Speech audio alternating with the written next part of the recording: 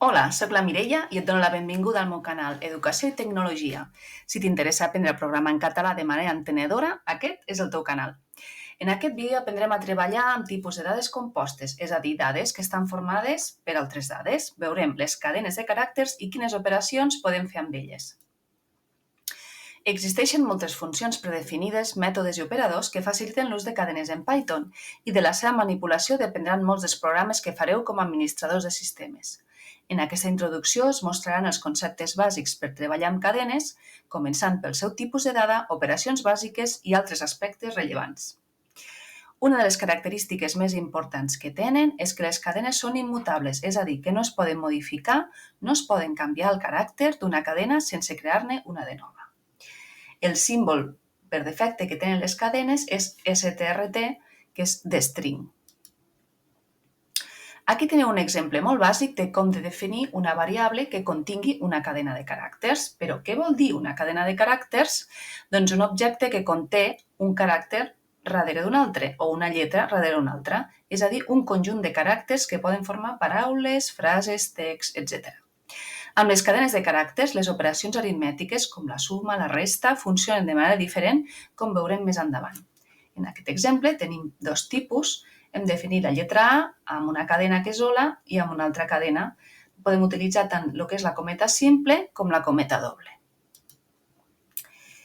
Com definim cadenes en Python? Els caràcters que necessiten escapar en una cadena en Python són aquells que tenen significats especials. És a dir, nosaltres quan volem imprimir una cadena de caràcters en Python, hi ha caràcters que si els volem que apareixin per pantalla, haurem de utilitzar algunes tècniques per a que apareguin. Com per exemple, si volem que aparegui la cometa simple o la cometa doble, el que hem d'utilitzar és un símbol d'escapament que és la contrabarra. Si volem fer servir la barra invertida, es fa servir també com a caràcter d'escapament, haurem de fer servir una altra barra anterior. Després tenim caràcters de control, com és el barra N i el barra T. Per exemple, el barra N ens fa un salt de línia i el barra T ens tabula. I després tenim la barra invertida doble, que si la volem incloure una barra invertida doble en una cadena, cal escapar-la amb una altra barra invertida. Anem a veure exemples de com podem fer això. Com veieu aquí, en el primer exemple, hem definit la cadena 1. Això és una cadena amb una cometa simple, és a dir, volem que la cometa simple aparegui per pantalla. Llavors, com ho fem? Simplement afegint davant de la cometa simple la contrabarra, que és la barra d'escapament. D'aquesta manera ens sortirà per pantalla el que és la cometa simple. Aquí.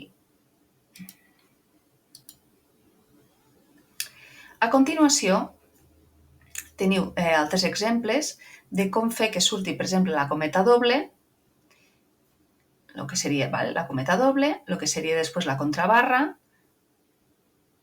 Sí, anem a fer la comprovació.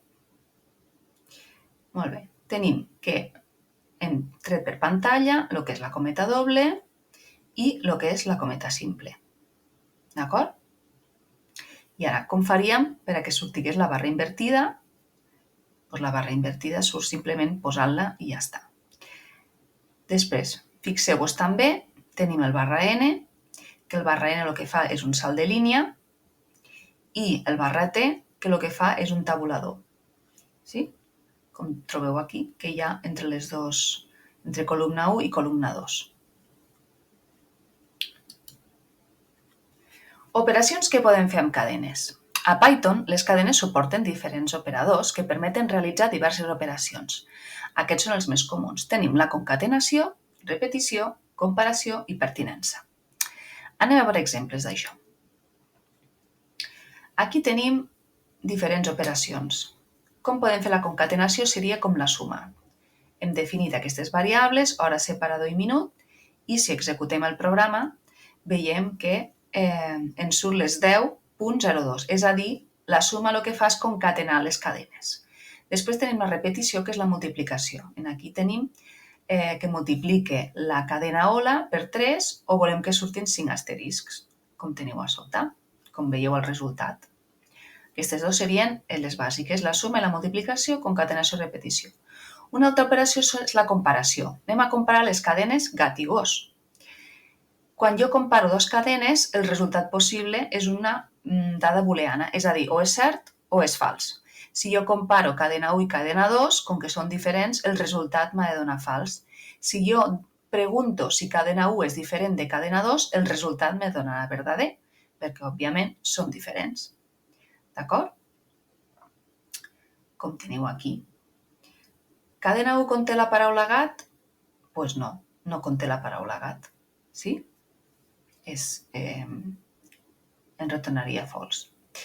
Després tenim l'operació de pertinença.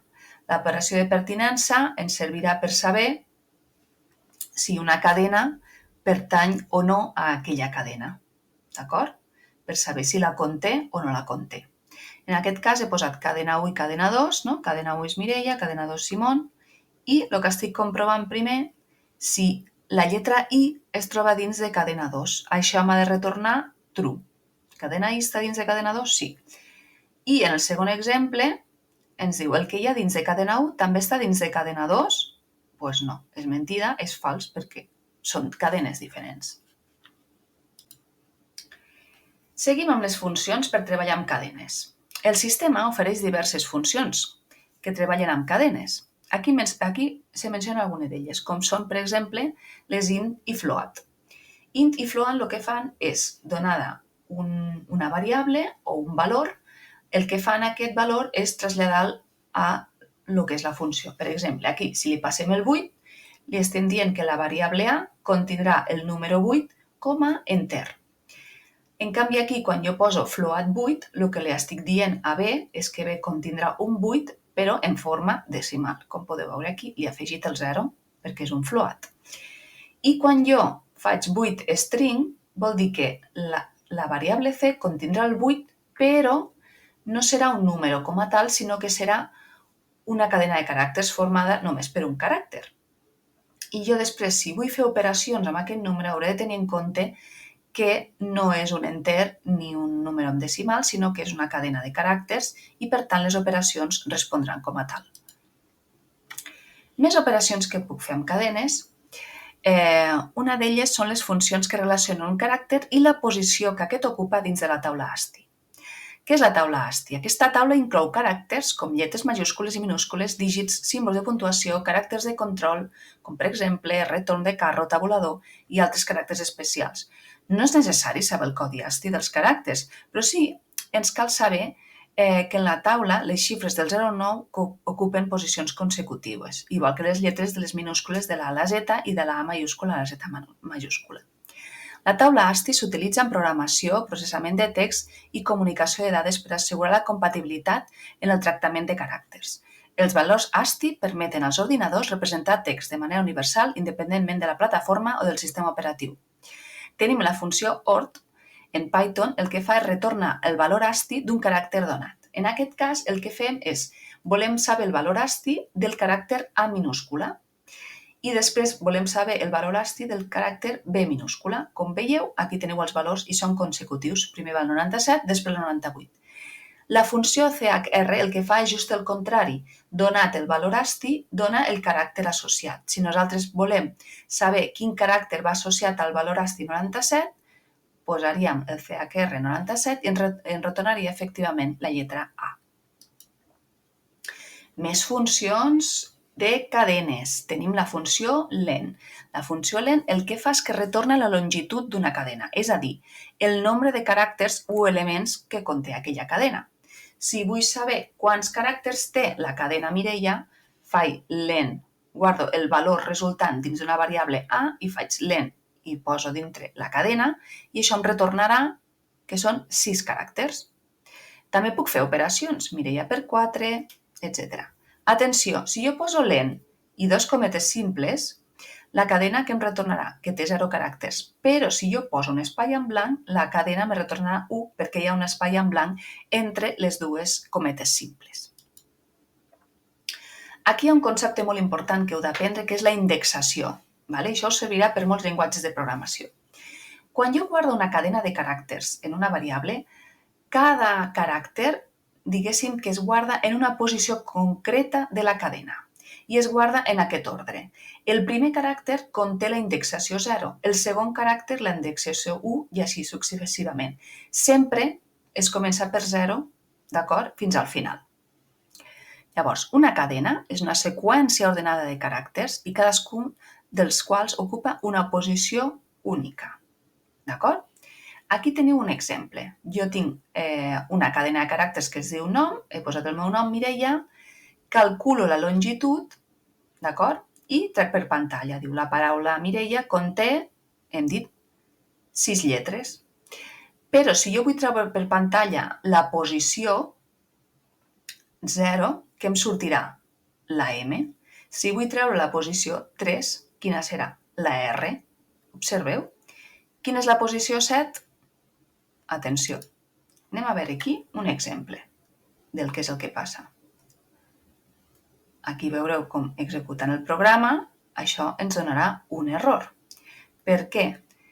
Perquè l'última posició que té la cadena Mireia és la posició 5. Si jo vull consultar quina és la posició 6, com que no existeix, me donarà un error.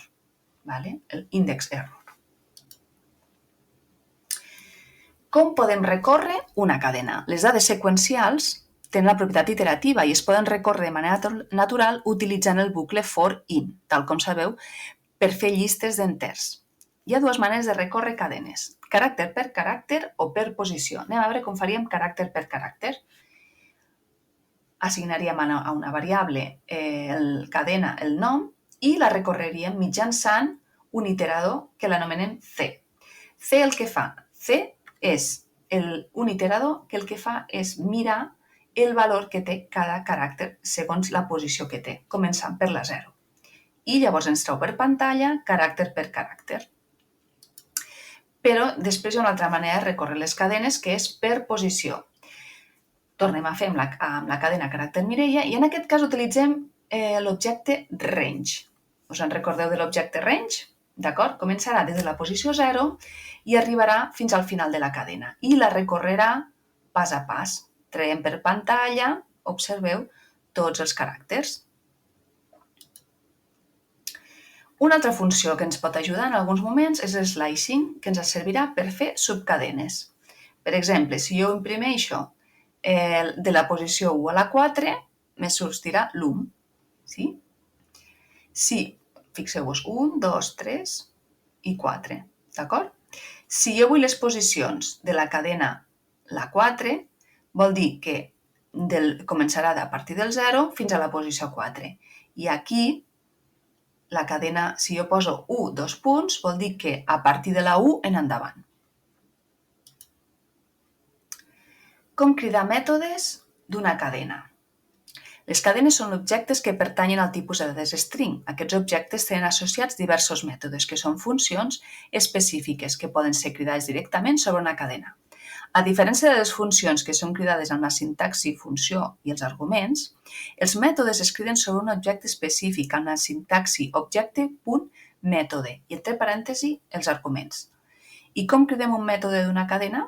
Per exemple, si tenim una cadena, com la que tenim aquí, que és alumne brillant, si jo vull saber els dígits que té, puc cridar al mètode isDigit. IsDigit és un mètode associat a cadena. D'acord?